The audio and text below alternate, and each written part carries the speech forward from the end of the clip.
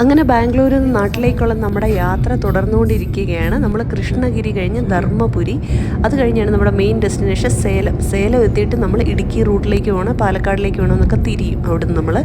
അപ്പോൾ ഈ റൂട്ടിൽ പോകുമ്പോൾ ഇങ്ങനെ കുറച്ച് കാഴ്ചകൾ കാണാം കേട്ടോ. ഇത് നമ്മുടെ തമിഴ്നാട്ടിലൊക്കെ കാണുന്ന വിൻഡ് മില്ലിൻ്റെ ഫാൻ ഉണ്ടല്ലോ, ഫാനിൻ്റെ ലീഫുകളാണ്.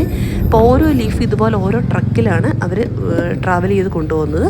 അപ്പോൾ നമ്മൾ സേലം എത്തിക്കഴിഞ്ഞപ്പോൾ ആ ഹോട്ടൽ കൊങ്കു എന്ന് പറയുന്നിടത്ത് കയറി ഒരു ബിരിയാണി കഴിച്ചിരുന്നു കേട്ടോ. പക്ഷേ അതങ്ങനെ ഷെയർ ചെയ്യാൻ പറ്റുന്ന ഒരു ഇതായിട്ട് എനിക്ക് തോന്നിയില്ല. അതുകൊണ്ടാണ് ഞാൻ അതിന് കൂടുതൽ ഡീറ്റെയിൽസ് പറയാത്തത്. അതിനുശേഷം നമ്മൾ കാറിൽ കയറി നമ്മൾ കൊണ്ടുപോയി കുറച്ച് കട്ട് ഫ്രൂട്ട്സൊക്കെ കഴിച്ചു. വീണ്ടും നമ്മുടെ യാത്ര തുടർന്നുകൊണ്ടിരിക്കുകയാണ്. അപ്പോൾ ഇപ്പം നമ്മൾ മാപ്പിൽ നോക്കുമ്പോൾ 8 മണിക്കൂർ എന്നാണ് കേട്ടോ കാണിക്കുന്നത്. ഇനി നമുക്ക് 8 മണിക്കൂർ കൂടെ ഉണ്ട് നാട്ടിലെത്താനായിട്ട്. ഇതുണ്ടോ, കരിമ്പാണ്, നമ്മുടെ നാട്ടിലേക്ക് കൊണ്ടുവന്ന കരിമ്പാണ്. സേലത്ത് അങ്ങനെ നമ്മൾ വരുന്ന വഴിക്ക് നല്ല റെസ്റ്റോറൻറ്റുകളൊന്നും കണ്ടില്ല കേട്ടോ. അപ്പോൾ ഏറ്റവും നല്ലത് ബെറ്റർ നമ്മൾ KFCയിലോ അല്ലെങ്കിൽ ബർഗർ കിങ്ങിലോ വല്ലതും കയറുന്നതാണ്. അതാകുമ്പോൾ നമുക്ക് ഫുഡ് പോയിസണോ അങ്ങനെയൊന്നും പേടിക്കേണ്ട കാര്യമില്ല. പിന്നെ കുറച്ച് വൃത്തിയുള്ള വാഷ്റൂമും കാര്യങ്ങളൊക്കെ കിട്ടുകയും ചെയ്യും കേട്ടോ. പിന്നെ നമുക്ക് ഇടയ്ക്ക് ഉറക്കം വരാൻ തുടങ്ങിയപ്പോഴത്തേക്ക് ഒരു മുറുക്കെടുത്ത് നമ്മൾ നല്ല കറുമുറാന്ന് കഴിച്ചിട്ടുണ്ട്. അപ്പോൾ നമ്മുടെ ഉറക്കമൊക്കെ പോകും.